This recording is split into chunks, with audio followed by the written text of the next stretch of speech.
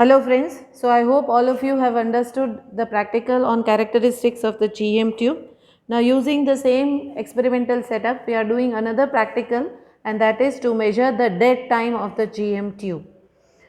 In this practical, we are using the same counting system, that is the Nucleonics GM counting system that we had used in the previous practical also. But instead of the horizontal setup that we were using there to place the GM tube in front of the source, we are using here a vertical setup.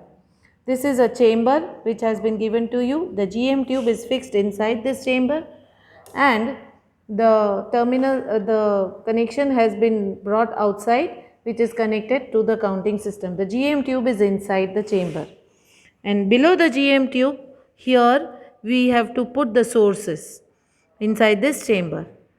Now for this practical we need a double hold tray of this type. We will need a double hole tray of this type, and using this double hole tray we will be using different combinations of sources as I have described in my PPT. We will be using various combination of sources and doing this practical. So putting the sources in this double hole tray and then putting the double hole tray inside this chamber so that it is close to the GM tube yet not touching. You have to lock this chamber, and after locking the chamber, using the same counting system, you have to measure the count rate by pressing the start button.